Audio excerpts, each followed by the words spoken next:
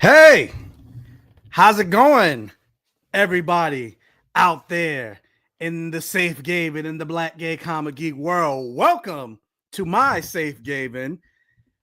We are here to talk about The Last of Us Season 2. We are back with, I would say, probably one of the best video games. And I'm not talking about the show itself, I'm talking about the video game series in and of itself.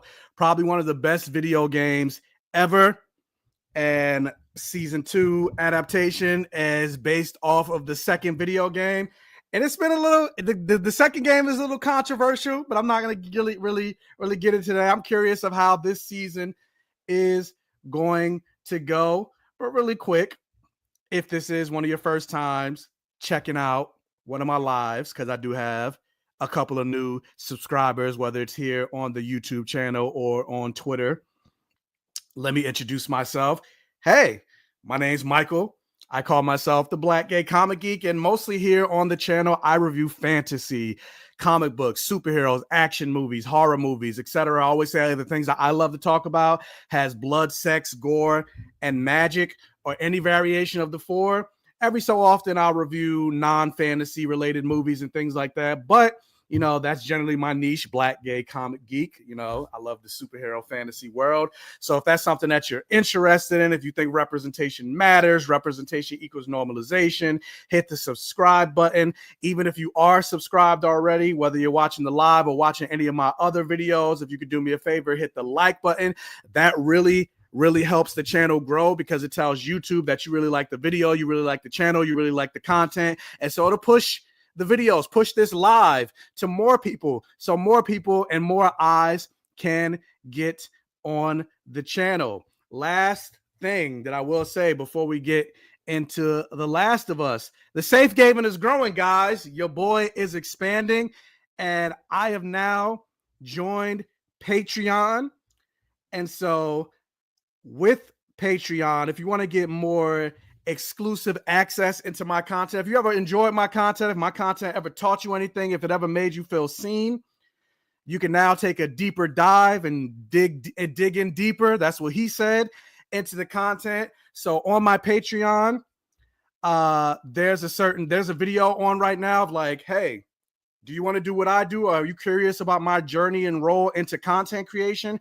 Well, I have a full 30-minute video breaking down how I became a content creator, not just my why and how, but also how I get access to early movie screenings. Like you guys, especially if you follow me on Instagram, you'll see that like for example, I got Devil May Cry from Netflix a month before it came out, or I was at the red carpet world premiere for Ryan Coogler's Sinners movie, which comes out this weekend.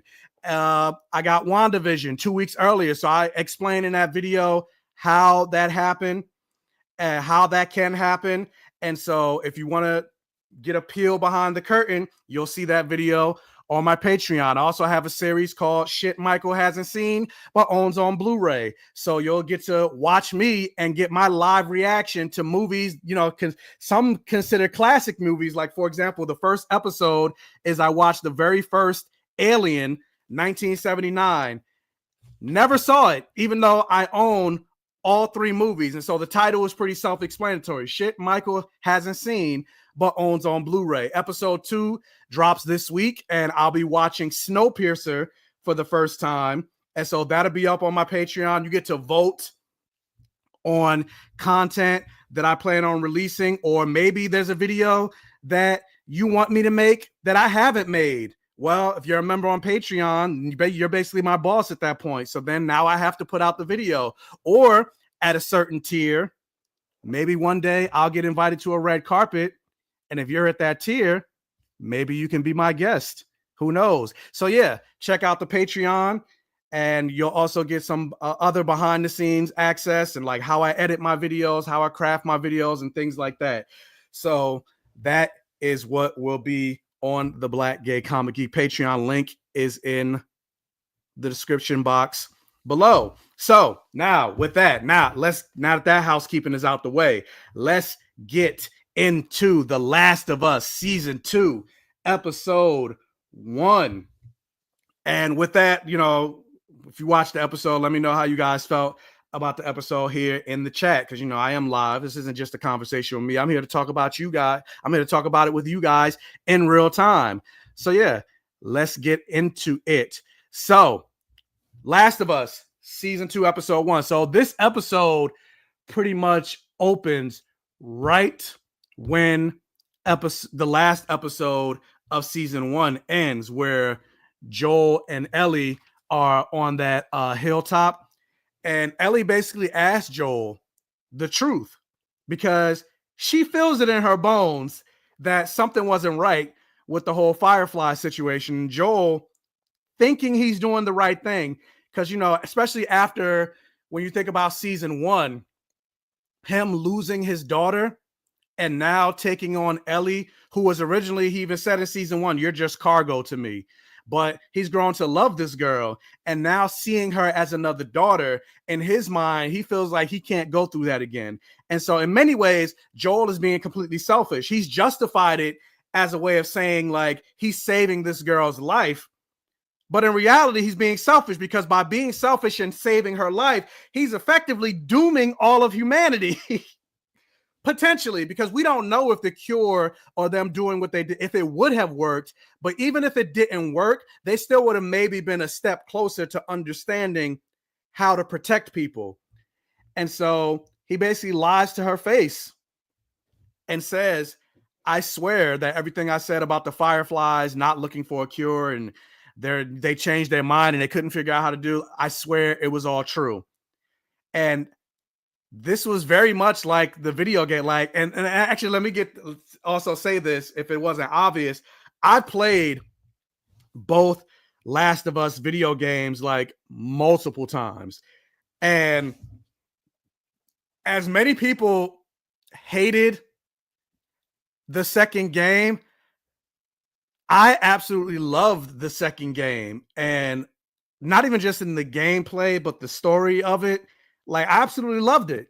And so, just like the very first season was a lot of beat for beat recreations of the first game, this season is no different. Or not this season, I didn't see the whole season. Just this episode is no different, even in that opening moment, just like the video game.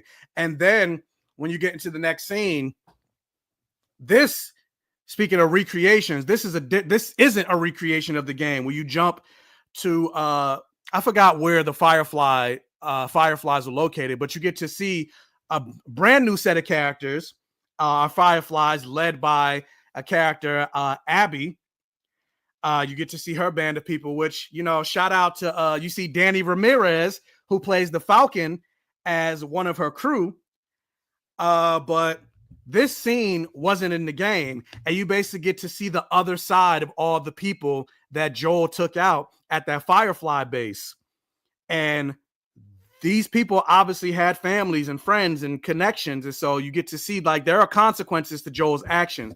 And so you get to see this Abby and her band, and they're talking about wanting to take out Joel. They're talking about wanting to get revenge. And honestly, this is no different than when you think about from Joel's perspective, and when you see things from him trying to get revenge against certain things. And this is basically the same thing. And so they're out on a mission of revenge, and not just revenge, but they basically want to torture this man, because Abby said, like, I don't just want to kill him, I want him to die slow. And so, not to get any spoilers into what's going to happen the rest of the season, but it's not going to be good. Even though the games have been out for a while, I know there are people that don't play the games, so I don't want to say it, because, like, I know, like, Fantastic Frankie, friend of mine, like, she loves The Last of Us. She's never played. Actually, no, she played the game.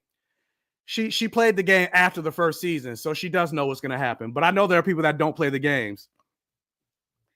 But the band are going to be in this. There's going to be some trouble ahead.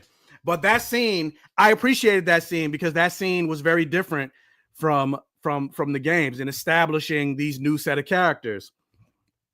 And so then right after that, going to show just the brutality of this world, and then also continuing to show that Ellie is kind of a psycho. Like, you see her training with a friend of hers, and even in the training, like the guy is tapping out, and she's still basically about to break this man's arm. If it wasn't for Jesse intervening, I feel like she would have broken his arm.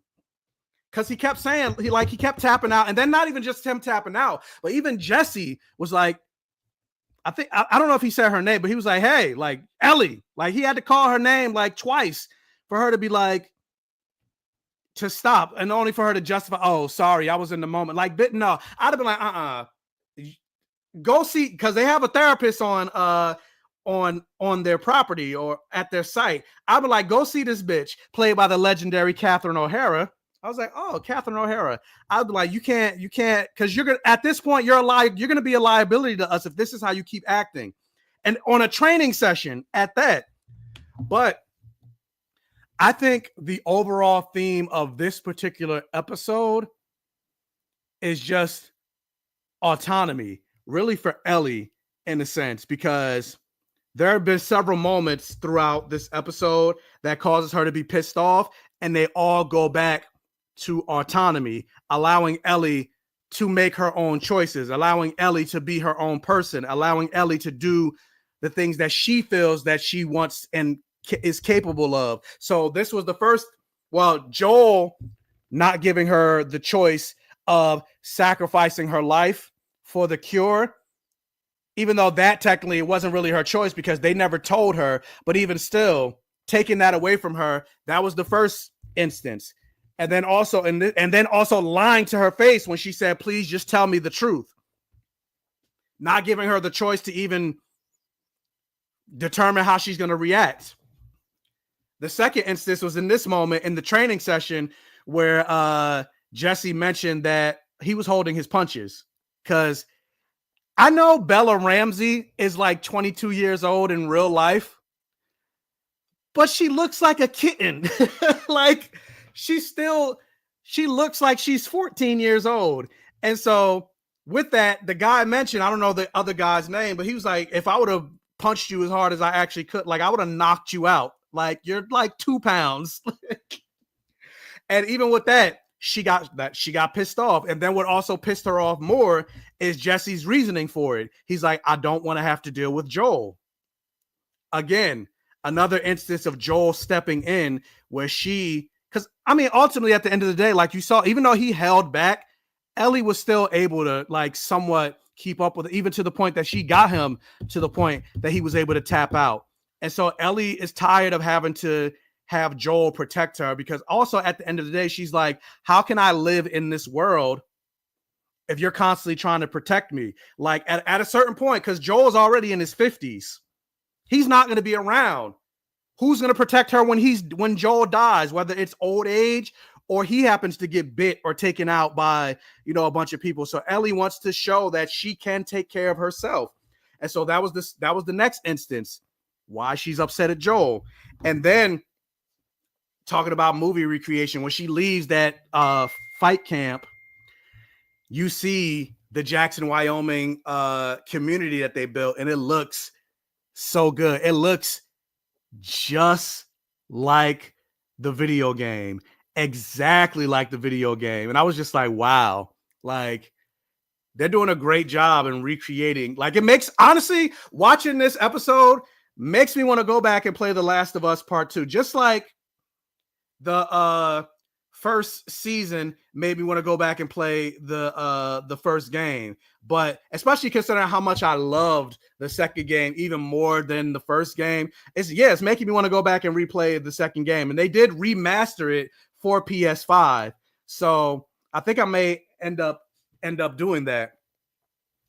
But yeah, this community, it looks exactly like the game. But with that, we also get to see, like, talking about being different from the video game. Another thing that was different from the video games, we get to see a little bit more behind the scenes aspect of this community in Jackson. Like we get to see there's a whole council of people. We didn't get to see that in the game, like how they make decisions, and then off people being delegated to certain roles. Like Joel's in charge of construction. You have a psychiatrist on what she said, no, a psychoanalyst in the community.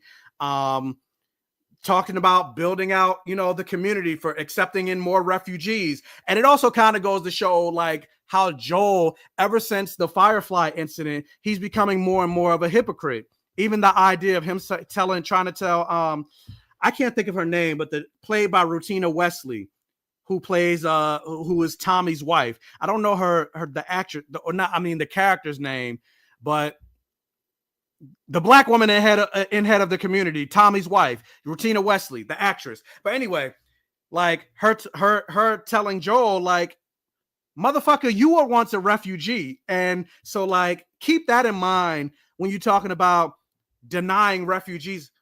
There we go, Maria. Thank you. Keep that in mind when you're talking about denying people. We could have denied you just like you're talking about denying them. And a lot of it, I feels like what? It's what happens when you're live. And like normally, if this was if I was recording now YouTube, I would have edited that out and been like, I feel like, but you know, we're live. But I feel like a lot of that mentality also has to do with the fact that he is guilty about what he did with the Fireflies, because he's like, maybe some of the people that we end up taking in might be one of those people or whatever. Like, so it's all like a reference. And you even see that when he goes to the therapist, again, played by the legendary Catherine O'Hara. And I really like the dynamic in that scene with the therapist. Like, honestly, that scene with Pedro Pascal, and I'm like, this man, every time I see him, he just gets sexier and sexier. And I'm just like, call me. Like, I'm hoping, fingers crossed, I can get invited to two things. Fingers crossed that the red carpet world premiere of Fantastic Four is going to be in New York, because the Baxter Building is in New York. Marvel Comics is in New York, just like the Daredevil was in New York. Because I'm really hoping it's in New York, because if it's in LA, I won't be able to afford to go, which is also something I talk about in that Patreon video that I advertised earlier, which again, because I know I have more people that jumped in on the live. Subscribe to my Patreon, guys, if you want to get like exclusive content, behind the scenes, deep dives and everything like that. One of the videos that I have currently on my Patreon is my journey from the living room to the red carpet. I talk about my journey into content creation, my why, my how I get early screenings, how I get invited to red carpets. I give you the full breakdown. It's a 30-minute video. You can see that on my Patreon. And so going back to that, link is in the description box below. But like, one of the things that I mentioned is, more times than not, when you're invited to red carpets, they don't fly you out. Like, you don't get put in a hotel, or they get you there. Like, you have to get there yourself.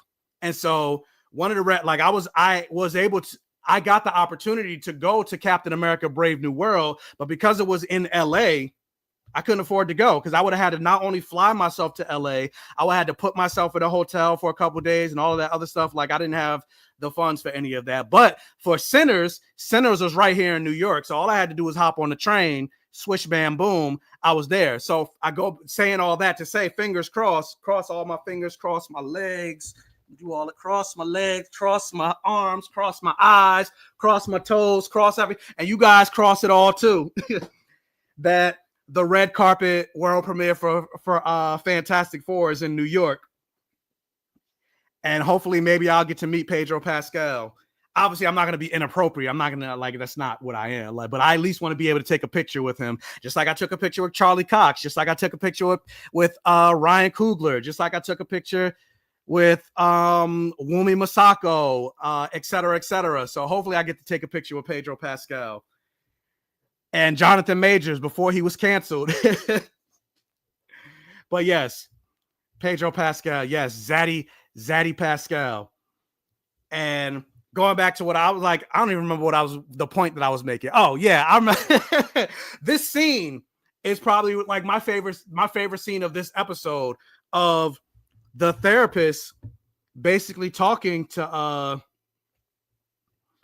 yes, thank you, Jessica.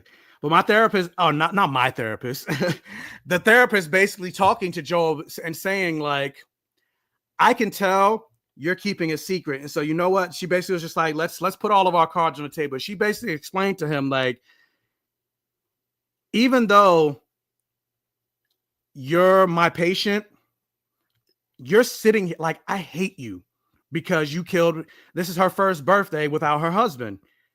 He killed her husband. And she's like, and I understand you didn't have a choice and you did what you thought was right. And I should forgive you, but I don't. I look at you and I hate you. You're sitting in our house. You're sitting in our living room. You're sitting in, right in front of me. And I hate you. And I was just like, damn.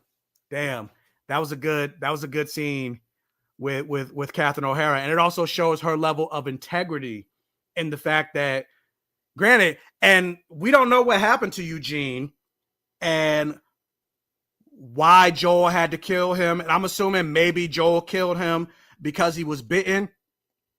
But even with that, she even said, and it's not even the fact that you killed my husband that I hate you.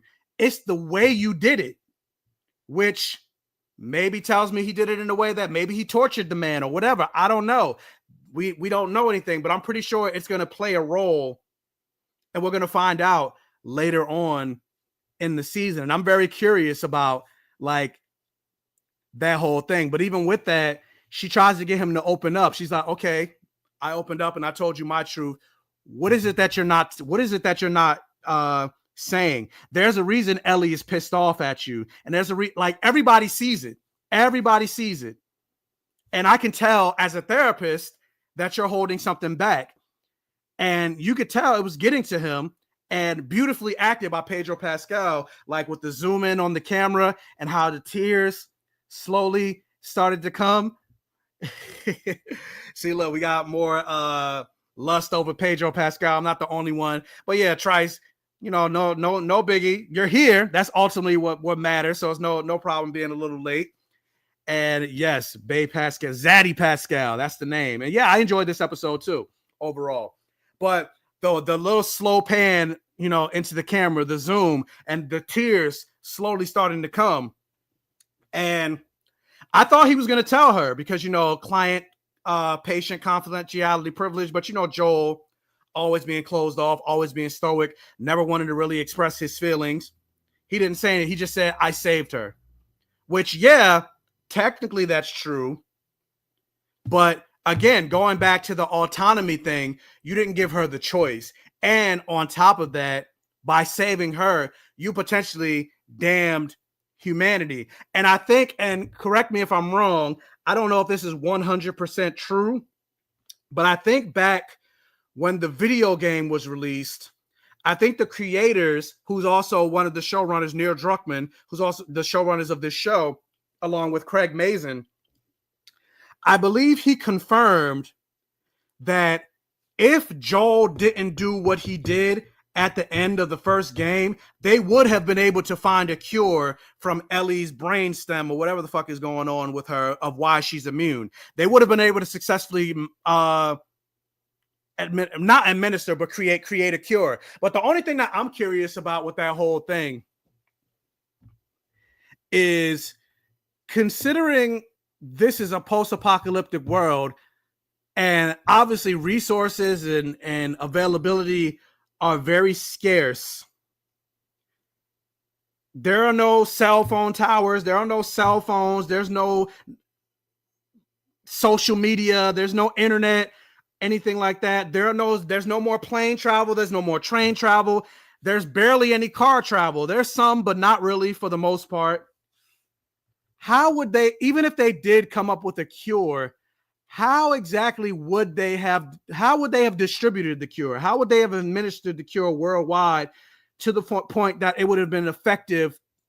Like, they probably wouldn't have been able to administer it amongst themselves, but like, you see how difficult it is just to even travel from community to community or state to state, let alone the whole world. So I'm like, how would it ever worked even if they did get a cure? And not even just distribute it, how would they even get the word out? Because even going back to the beginning of the episode where you saw Abby's community, one of the girls was just like, they don't even believe that Ellie was immune. She was just like, it's not true because it's impossible. There's no way. Like, they didn't even believe it. And so that's something I'm curious about with the logistics of it. But yeah, so basically that kind of confirms with him saving Ellie, he essentially damned the world. I mean, yeah, we get this. There's horses, but I haven't really seen any ships in this world. So I don't know if that will be, I don't know if that's the thing, but there are my introverted reviews. There are radios in this world. So I guess maybe, but even with that, like when you saw the one guy manning the radio tower, it doesn't look like radio communication is that like what's the word I'm trying to use? Widespread and universal.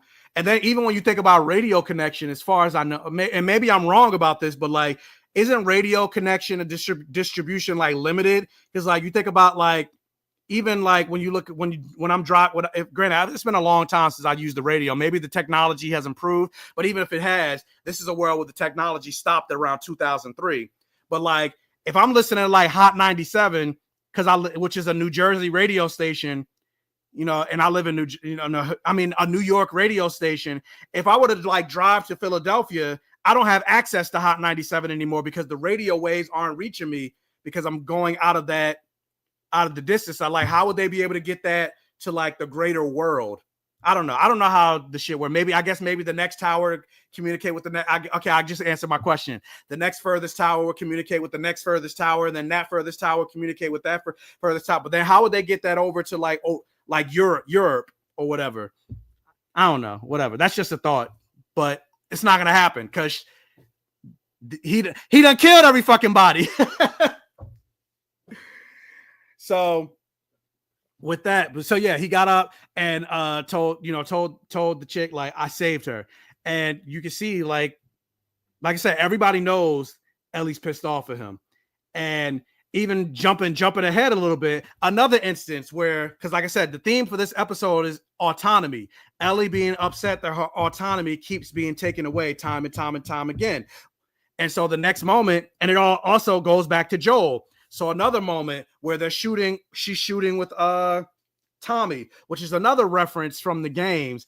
And in the games where they're sniping, this is used as a moment of like a game tutorial. And so I was like, oh, this is cute. And so while she's shooting, at the end of it, Tommy's like, you're on fence duty. And she's like, wait a minute, why can't I go on patrol? And again, he's like, because Joel doesn't want you. He's worried about you and all this other stuff. So again, Joel making decisions for her. Joel stepping in when she's like, I'm 19 years old, even though I'm like, girl, you look 13. Like, come on. But anyway, she's a grown woman at this point, and still Joel is making decisions and adding to the fact that Joel isn't even her father or her uncle or her cousin or her like nigga, you ain't nothing. You're not even related to me. Granted, she wouldn't be alive without him, but like, you're not her father. So that's another moment. He took away her autonomy. Jumping forward when they're at the dance and the guy calls her the D word. I'm not going to say it because I don't want this stream to get demonetized, but when he sees, you can see my background really quick. Let me show y'all of when this moment happened.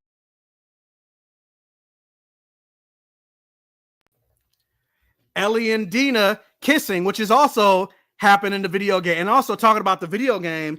Like, and the thing I loved, and I noticed it, I was like, wait a minute, are they wearing the same outfit? Yeah, they were wearing the same outfits in the game that they did in this scene, and it made me smile. And when that moment happened, he called it a D word. When Ellie was about to defend herself and defend Dina, what happened? Joel stepped in. I get thinking he's doing the right thing.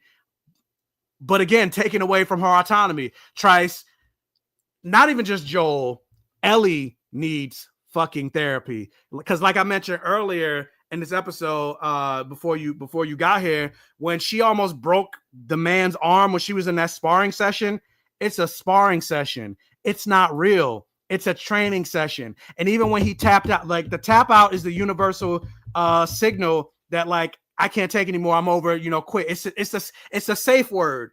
She still kept going. If it wasn't for Jesse, like yelling at her twice, she would have broke that man's arm. She needs therapy too. And she doesn't listen, because even when she went out on patrol with Dina and those other girls, they're like, we should probably go back and report this. Nah, what did they do? Her and Dina, they went to go investigate that clicker, the clicker. And not only just that, but because of that, Ellie ended up getting bit, which, yes, for Ellie, she's immune. It wouldn't have bothered her. But imagine if it was Dina that fell into that hole at the,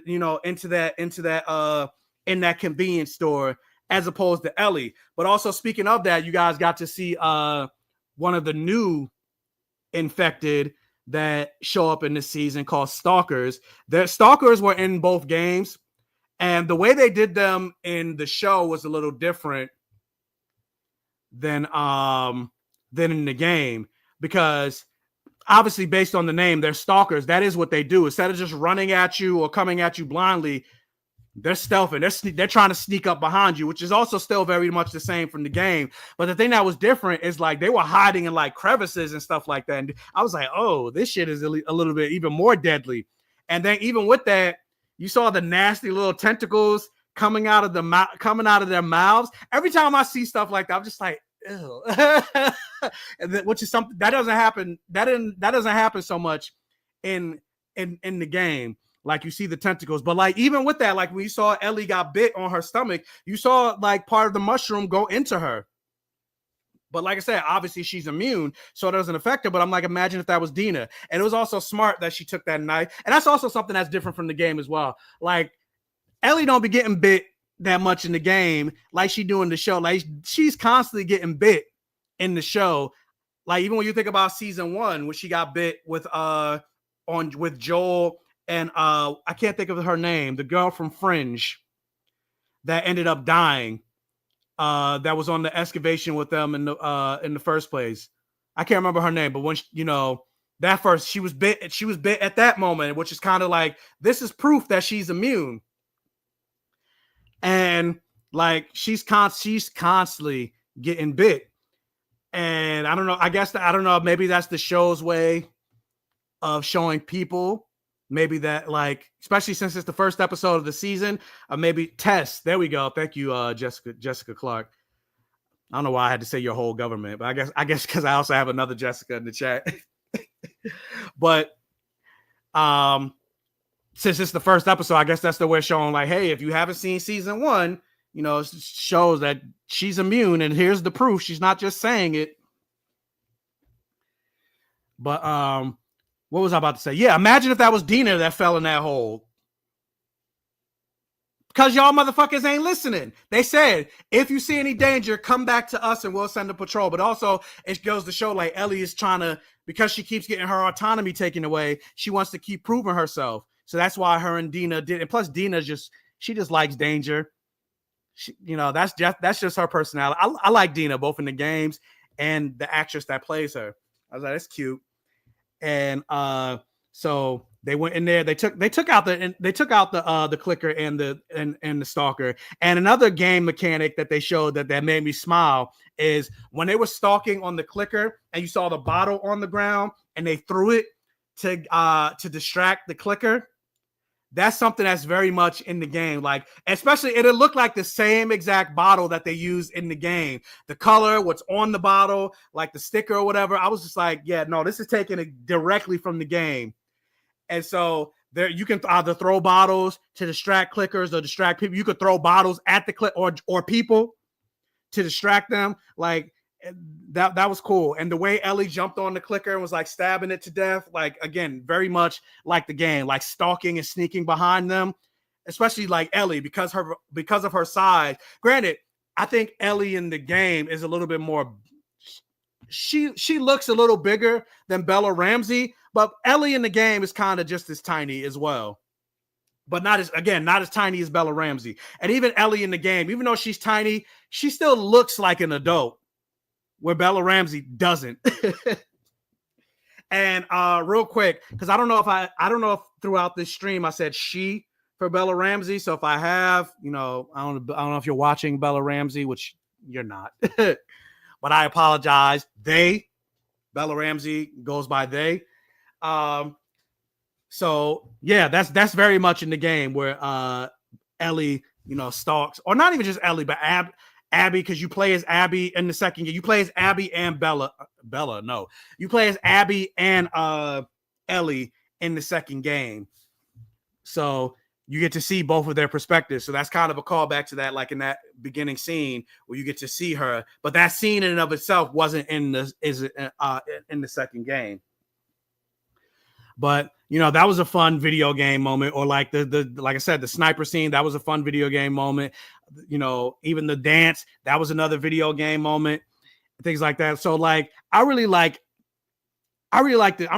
this episode, and I really enjoyed this episode. Now I will say, like, before I continue, get into slight criticisms, even though I really enjoyed this episode, comparing the season 1 episode, the season 1 premiere and the season 2 premiere, I would say that the first season premiere I liked a lot better. I would say maybe leagues better. And I think part of it is, I mean, granted, because I know what's going to happen in season 2, because I played the games, I understand why this episode maybe felt a little bit slow. But not even just in the way the episode felt, but also because, like, think about how season 1, episode 1 opened. Like, with the talk show that took place in the 60s and that dire warning of like what could potentially happen if cordyceps mutate, and like the eeriness of it before you even got the opening credits of the doom, doom, doom, doom, doom. And you're just like, damn, fuck. Like that was an eerie, cold opening. Or even when you think about, granted, we're not on the second episode, but even when you think about the way the second episode opened, with that Korean doctor, or that doctor in Jakarta, and who was also she studied mushrooms. I don't know what it was called, but she studied mushrooms and she dissected that woman, and she saw the fungi creeping out, and then was like, what do we do? Like, what's the cure? And she's like, she only said one word. She said, bomb. And I was just like those cold opens like that. I wish this episode had that. And because it didn't, I was a little disappointed. And with that, like, I felt like it kind of like set the tone for the show. So I feel like, especially because, again, considering I know what's going to happen in this season, I wish we had that same like type of cold open. And granted, I don't know what they would have done because we already know what this world is or whatever. Maybe more flashbacks to like before, or I want to see more about that Korean lady. Did they actually take her advice? Did they bomb? I keep saying Korean. She's not Korean. Indonesian. Jakarta is in Indonesia. But what happened with her or whatever? I don't know. But like that cold open was just like, and then plus like it was a lot of like party and dancing and all other stuff. Like, hey, oh yeah. But it's this is the calm before the storm. But what did you say? My introverted views. This premiere was a little slow, but I think it's because they had to introduce a few new characters and catch the audience up to the main cast. Yeah, I can agree with that. Having to meet Dina, meeting Jesse, meeting Abby, and all her band of people. I don't know who Abby's other friends. I don't remember their names. But yeah, meeting this new community, things like that. So I mean, yeah, that makes it makes sense why that is the case. I'm not saying that I dislike the episode because of that. I'm just saying, because even when you think about the first episode, right? We had to meet Ellie, we had to meet Joel, we had to meet Tess, we had to meet why am I drawing a blank on her name? The person that gave Ellie to Joel, that Joel ended up killing in the season finale. Played by Audra McDonald. I think it was played. Was it played by Audra McDonald? I think her name starts with an M too. I don't remember. Somebody say it in the chat. I don't remember her name. But we had to meet her. We had to meet all these other people. Marlene, there we go. Like the dog. Marlene and Marley. No, that's Marley. Marley and me. But yeah, we had to meet all those people. And even still, I didn't feel like, or Joel's daughter. We had to meet Tommy. even with that, I didn't feel like episode 1 was slow, even with that. So like, I don't know, like, but still very enjoyable, even in the slowness. I still appreciated that. But yeah, so we get to see that, you know, love interest, especially, you know, with Dina. We get to see Dina, and I'm gonna just say it because we saw it in the first episode. Dina is Ellie's love interest. Dina and Ellie end up together, and so we get to see the beginnings of that, you know, with the kiss from the game. And the reason I bring that up is because that was a huge controversy when the second game came out. People were pissed off at the scene. Again, let me show it, and I'm doing it for a reason. I'm showing it for a reason to put it out there.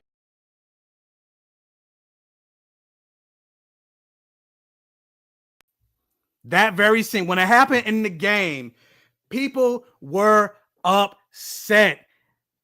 Even though it was hinted that Ellie was queer in the first game, or was it? Was it hinted at? I think if I remember, no, actually, no. There was a DLC that came out after the first game that showed Ellie had a girlfriend.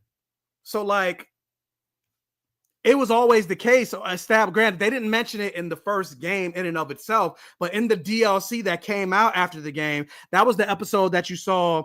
So the episode that took place that showed the origins of how Ellie found out that she was immune, and she had that friend played by Stormy, I think her name is, and it took place in the mall, and they were both bit. That was the DLC that was in the first game, and so it showed, and they were you know, they were attracted to each other, they loved each other. Riley, there we go, yeah, Riley.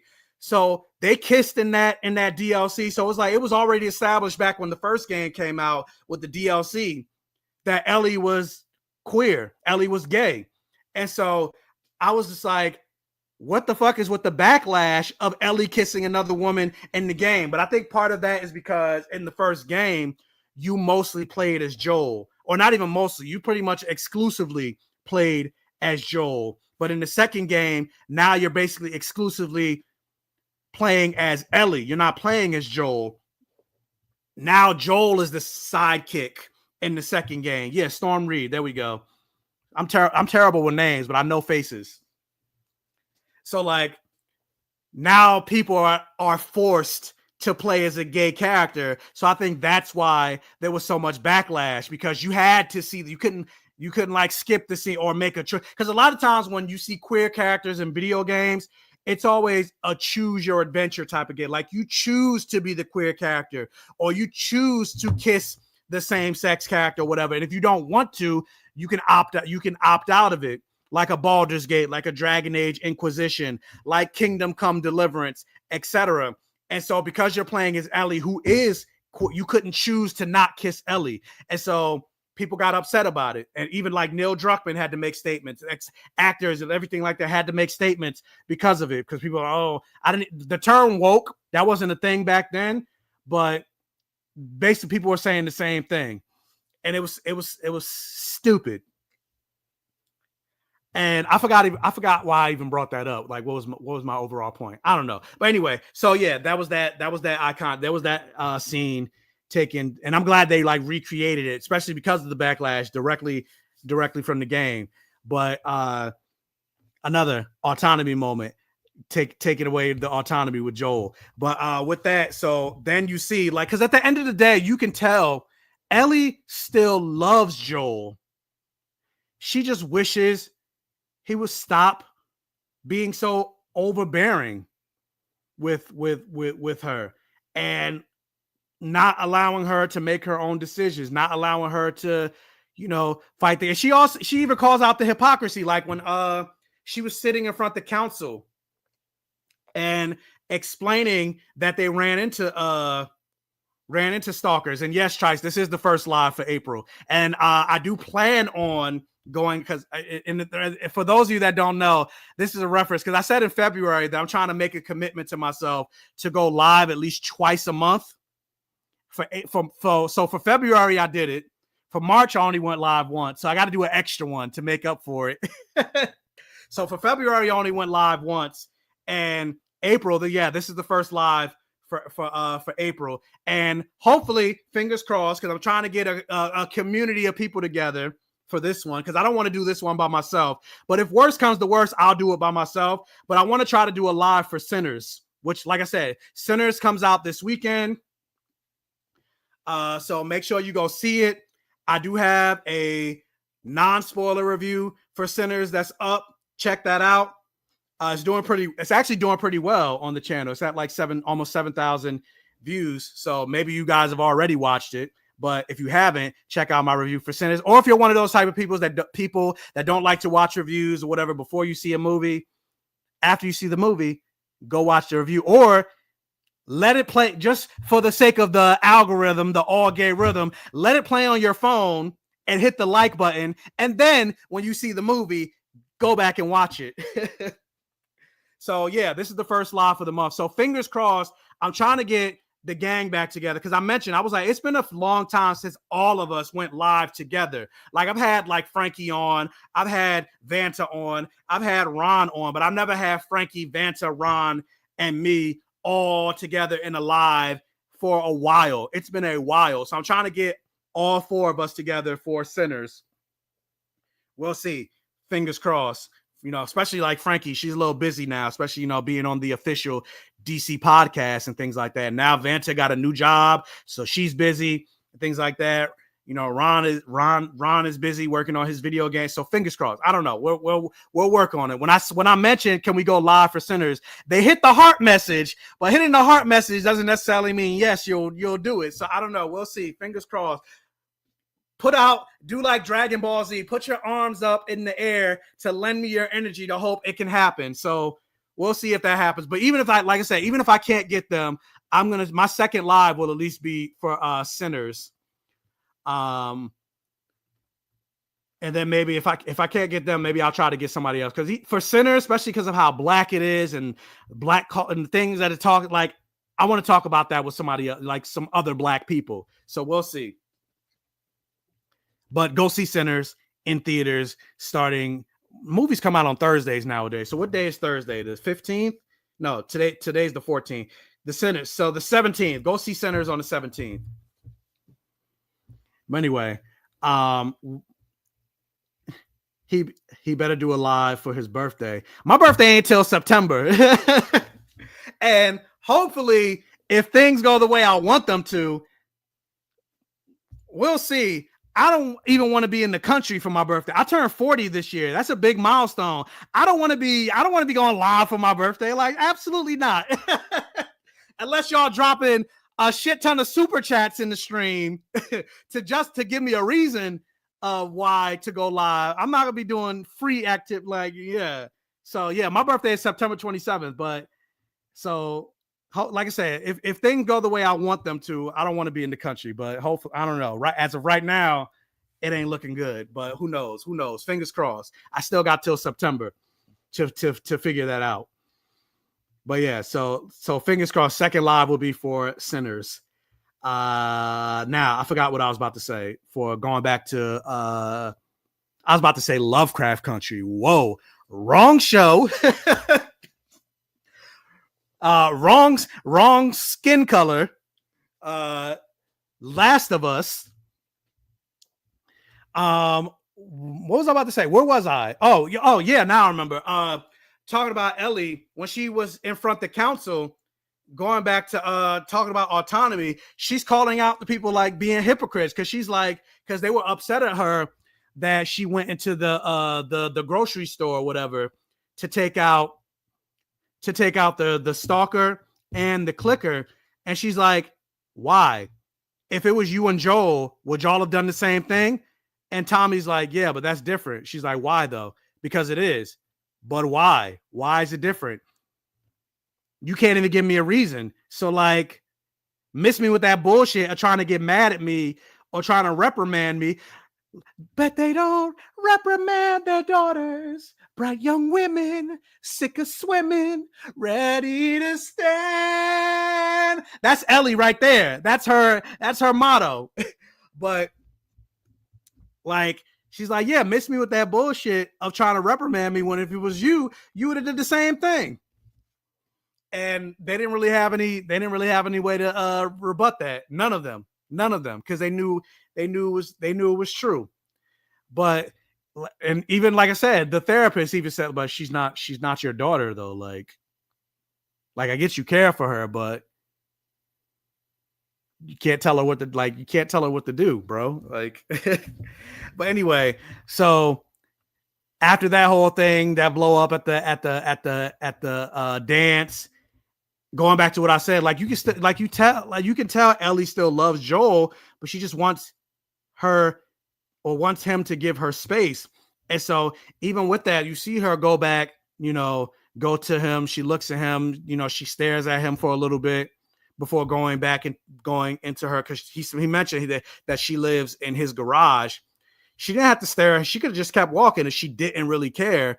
But like, she still cares about Joel. She wants to connect with him. And then plus with Joel being like such a stoic hard ass and not really expressing his feelings and things like that. Because there are other ways, like even when he tried to connect with her, when she was in the room, like fixing something, and then he saw the guitar and he was just like, I'm gonna go fix the guitar. And then he just left. Like, even in that moment, you could tell, even though Ellie was still upset with him and kind of being short with him, she didn't mind him being there. But because Joel is who he is, he was just like, I'm gonna fix this guitar for you. And then he just bounced. He just like grabbed it and left. And I'm like, okay, fucking weirdo. Like, if he would have like sat with her and be like, look, I get we're not, we're in a bad place or whatever, but just know everything that I'm doing I do it because I love you. I do it because I'm protected. Like, even having that conversation or saying something like that, I'm pretty sure would have allowed Ellie to somewhat open up, because even when you think about the first season, Ellie was always trying to connect with Joel from the beginning, but Joel was always just like, he kept her here. Even when he started to become close to her, he still in some ways kept her here. Like, he never really opened up to her. And that's ultimately what she wants. He wants her to open up and tries. I'm gonna block you. I'll connect with Joel. Ellie don't have to worry about it. You talk about connecting in a whole different way. But you know what? I feel you though, because like I said, Pedro Pascal, he can get it. He can get it. Like, I want him to call me good boy. and I bet it's long and thick, and it probably tastes like, never mind. But I'm pretty sure it smells like Dove body wash down there. But anyway, but yeah, I'm pretty sure that like that's all Ellie would like to connect with him. But it is what it is. Not, but it's not happening. Maybe it's gonna take something.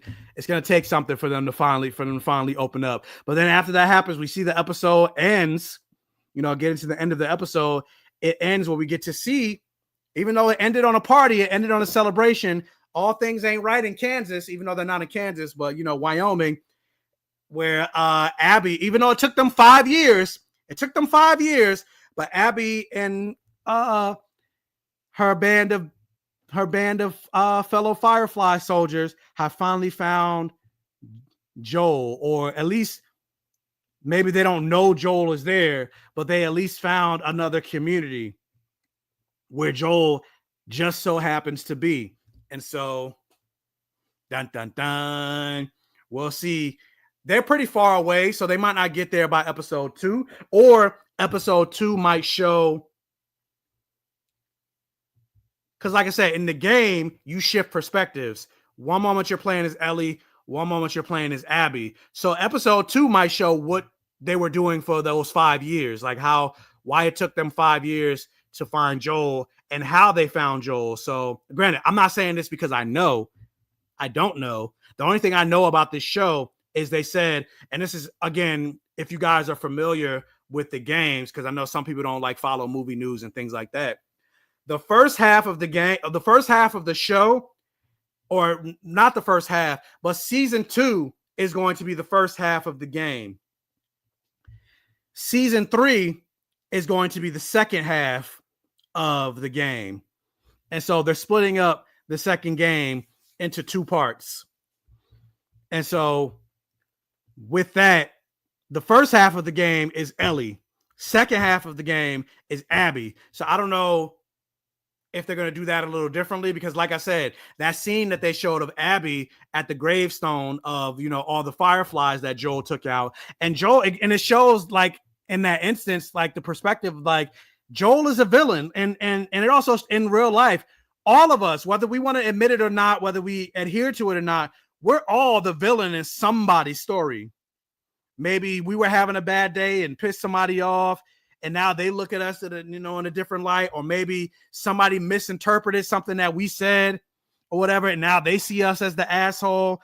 Hell, somebody see me as an asshole, even just to make it content creation, because I said on my Sinners review that Irish people weren't always considered white in society, and somebody was all upset, like, how dare you say that I'm Irish or whatever. And I'm just like, have you read history? Like, read a book.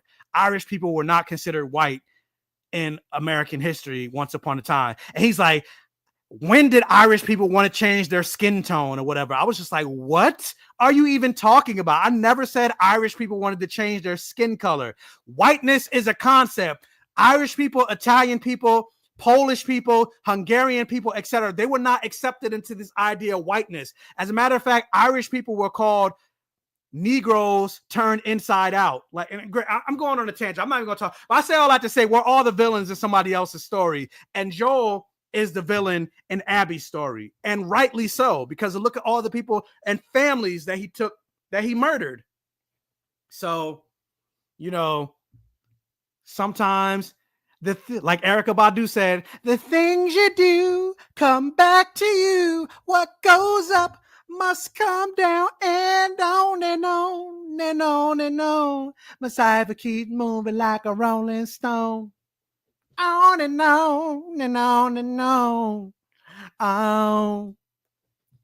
So, yeah, there's going to be some consequences, but that was pretty much the first episode. I think I touched on everything, even the Easter eggs, like the video game references, the fact that they were wearing the same clothing and everything like that. You better say that. That's not me singing. But I do need to start. I'm not gonna bother. I was gonna say I do need to start doing vocal exercises again, because I've noticed, like, little backstory. I probably should save this for Patreon, because Patreon is where I give more exclusive behind the scenes content, but whatever. For those of you that don't know, I went through like performing arts schools through the majority of my life. So I've been like in choirs, everything like that. I went to school, like I went to a music conservatory college for 1 year. I have a minor in music performance.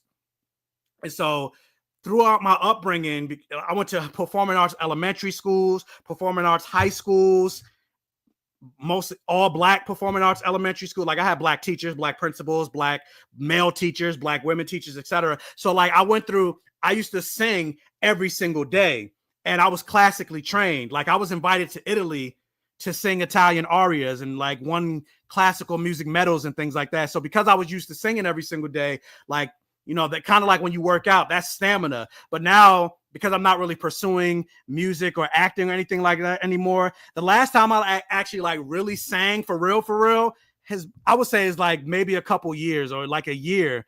And like, there's been certain times where like, I'll like sing along with a song. And because I don't sing that often anymore, I notice I'll be tired. Like my throat, I can't even make it through like past the first verse. After the first verse, I'm like my voice like this. And I'm like, damn, I can't even make it to the chorus. So these pipes, they are rusty. So don't invite me to karaoke. I say all that to say. But anyway, yeah, that's pretty much the end of what I got to the end of the episode. But like I said, guys, depending on everything, and also to keep me on top of the lives, I may just keep this a thing, doing live every single episode for The Last of Us. Now, with that said, I guess it depends on the people. Maybe I'll do a vote of like, would you prefer I keep it to Mondays if I do go live for The Last of Us, or would you prefer I do like an after show directly after the episode is over? I thought about doing that for this episode. The only reason I didn't is because I was at a workshop in New York this past weekend. So by the time the episode was over, I was like just getting out of the workshop and making my way home from New York. But I was thinking about doing it like right after the episode, or I'll stick it. I'll keep it to Mondays. We got one vote so far for Mondays. Whatever. So I don't know. We'll see. It depends on what people say. So either if you're watching on the live, let me know if you want me to keep it to Mondays. If you're watching on the replay, let me know if you want to keep it to Mondays. If you're watching on Twitter, if you're watching on Facebook, whatever, let me know if you want to keep it on Mondays or if you wanted me to do it right after the episode is over. And we got two. I guess we got 2 votes. We got 2 votes for Mondays. So we'll see. You're not gonna have time on Sundays when it's over. You know that. I mean, why wouldn't I? If it's right after the episode is over, turn on the camera, boom, here we go. So, but yeah, like I said, one more advertisement. Again, if you want an exclusive deep dive into more exclusive content and things like that, check out my Patreon, guys. It is now officially live. Let me share the screen. Where here's a welcome video you see right here of me, expressing or introducing the type of content that you're going to see. Here's one video, the video that I posted recently called From the Living Room to the Red Carpet, My Content Creator Journey, where I talk about how I became a content creator, why I became a content creator, how I get early screenings for movies, TV shows, how I get access to red carpets and things like that. You see like behind the scenes things from me at the red carpets of like Sinners, or like the series that I'm unveiling called Shit Michael Owns on Blu-ray but hasn't seen. First episode, you see me watching Alien for the first time and my reaction to that. This week, I'm dropping episode 2 where you get to see me watching Sinners. I mean, not Sinners, Snowpiercer for the first time. And I'm watching that. That drops this week. Other behind the scenes content, like how I edit my videos and things like that. And then there'll be other content dropping on the Patreon. It's still brand new, so content is slowly rolling out. And there's also other tiers as well where, hey, if you want to have a one-on-one conversation with me on Zoom, well, we could talk about whatever you want. We could talk about comics, movies, video games, your favorite. We could talk about how's your day going, everything like that. One-on-one with a Black Gay Comic Geek. If you're on my Patreon, we can do that. Also, depending, maybe I might get an invite to a red carpet. If you're on a certain tier, you might be in the running to be able to be my guest on the red carpet, to join me. Like I said, maybe I might get invited, especially if you're in the New York area, or you can get yourself to the New York area, whatever. Like maybe I might get that Fantastic Four red carpet invite. And if you're on my Patreon, maybe you might be my guest to join me on the Fantastic Four red carpet. I hope you got a nice blue dress. Again, assuming I get that invite, but that's also a perk of joining my Patreon. So, support your boy.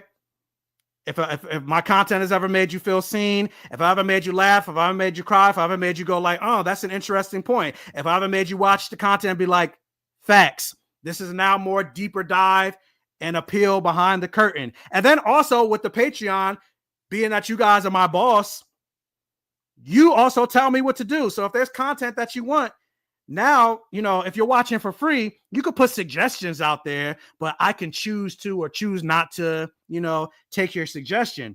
But now if you're on Patreon, I have to make that video. I have to give you my opinion on that topic, because there are people that have sent me like, hey, I want you to do a video on this or whatever. Or, it would be cool if you do a video on this. And I'm like, oh yeah, I'll think about it. And then I end up not doing it, mostly because I'll be lazy. But now if you're on Patreon, I can't be lazy. There's no excuse. So check out the Patreon. Again, link is in the description box below. Your boy's trying to go full time. And I did the math. Again, last thing I'll say before I end the stream, because I'm trying to keep my live streams tight, because a lot of people be complaining. And this is also something that people don't be liking to go live with me, because they'll be like, Michael, you be going live for like 3 hours, because I like to talk and I like to engage, especially if the conversation is going good. I want to keep this shit going. But now I'm like, I'm gonna keep it tight. Or not even just red carpet.